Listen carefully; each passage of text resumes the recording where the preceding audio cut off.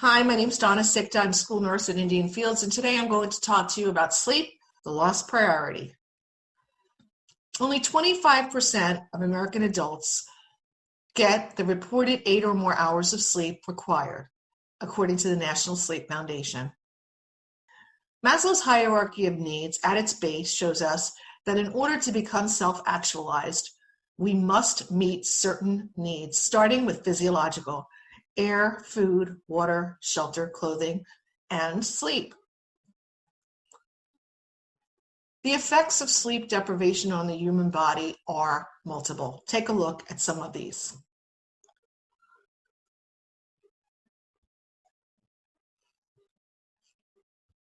There are many causes for insomnia. They can be medical. You can have major depressive disorders that disrupt your sleep cycle, anxiety, whether they be a chronic disorder or that it's according to what's going on in your life at the moment, lifestyle, and food. The first order of business when people experience insomnia is to go to the drugstore and find something that usually has Benadryl. And as you can see, Benadryl is not without side effects. Next, people often reach for melatonin. Melatonin is considered to be all natural and something that our body makes on its own. But it is a hormone, and there are no regulations to the dose or its production. And oftentimes it's prescribed at 10 times greater the dose than should be over the counter. Sleeping pills are not without their own side effects. You can develop a tolerance, drowsy driving, which can occur because you need 7 hours of sleep in order for them to metabolize. Often women or petite women will wake up in the morning and still be under the influence and thus get behind the wheel of a car and be considered under the influence while driving. Erratic behavior, sleepwalking, sleep eating, amnesia.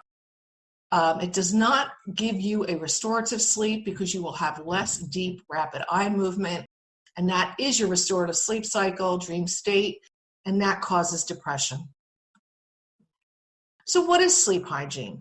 Sleep hygiene is a variety of different practices and habits that are necessary to have good nighttime sleep quality and full daytime alertness. How can I improve my sleep? Well, there's several things that you can do in order to get your sleep under control. Limit daytime naps, and if you're going to nap, sleep under 30 minutes. Avoid stimulants, that would be caffeine, nicotine, even ADHD medications. Exercise 30 minutes daily, preferably in natural light. Avoid greasy, spicy foods, a regular relaxing bedtime routine. Have a nice sleep environment, turn off all electronics 2 hours before bed. Practice prayer, meditation, yoga to reduce stress. And of course, get an annual physical checkup to make sure that there's nothing underlying medically going on. So here's some examples of things that can help. A long walk outside, avoiding alcohol. The Kindle Paperwhite does not have blue light background, so it won't jeopardize your sleep with melatonin because there is no blue light in the background. Aromatherapy is proven to be effective, especially lavender. White noise makers can block out external stimuli that may be interrupting your ability to fall asleep. Acupuncture has been found to be helpful. Meditation, getting out in nature. A nice massage is always good. Say no to naps and use blue blocker glasses if you have to use electronics in the evening. Cognitive behavioral therapy is the first line of defense against chronic sleep problems, and it's recommended by the National Sleep Foundation.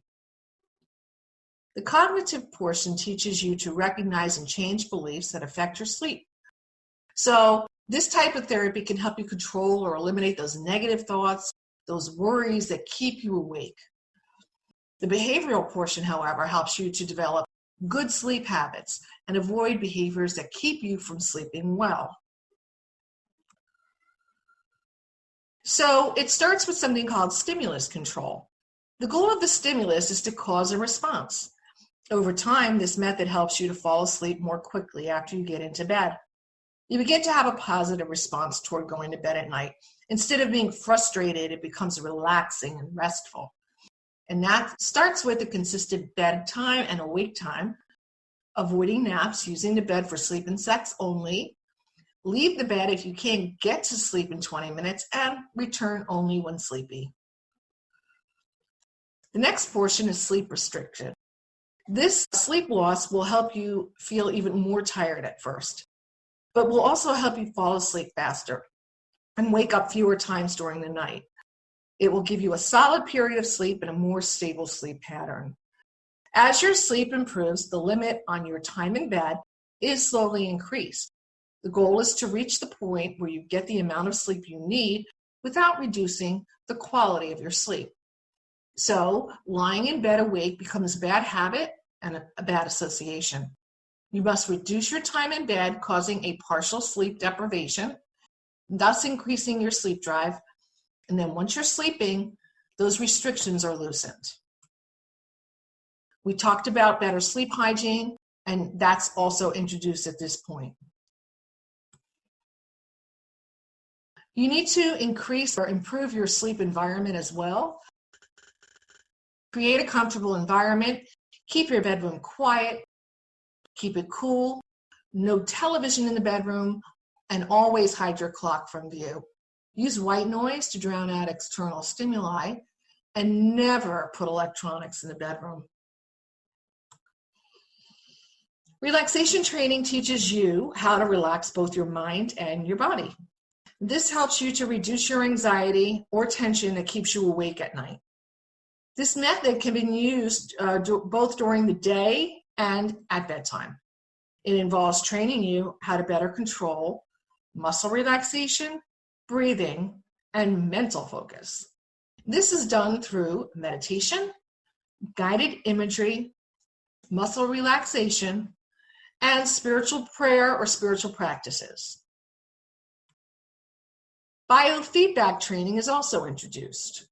It teaches you how to raise or lower various signs of how your body is working. You're given the details of certain indicators in your body. Biofeedback can provide details in such things as muscle tension, brain waves when it's done in a clinical setting, and blood pressure, heart rate, and body temperature. Biofeedback helps you to observe heart rate and muscle tension, and then you adjust through release and relaxation. You can use a physical device to help you through this process, or many people use recordings. You will record your successes and failures daily to look for patterns and discuss with a therapist to identify issues that are affecting your sleep. Finally, there's something called remaining passively awake. Paradoxical intention is a cognitive technique that consists of persuading a patient to engage in his or her most feared behavior. Paradoxically, if a patient stops trying to fall asleep and instead stays awake for as long as possible, the performance anxiety is expected to diminish. Thus, sleep may occur more easily. So you have your paradoxical intention, avoid any effort to fall asleep. Paradoxically, worrying will keep you from falling asleep. So letting go of this worry will help you relax and fall asleep easier. Now, access to CBTI, cognitive behavioral therapy for insomnia, can be limited in this area, as there are very few sleep disorder specialists who provide CBTI training. However, any cognitive behavioral therapist will be able to walk you through this process. If you choose not to use a therapist, there are a number of online programs that you can use. There's a wealth of information on the internet about CBTI. You will be using a diary, and there you will normally finish the course in about 6 to 8 weeks. But the thing is, you, the subject, must be completely driven to change long-held habits that have stopped you from having a really great night's sleep. I hope you enjoyed this presentation as I enjoyed bringing it to you, and I wish you sweet dreams and a great day. Thank you.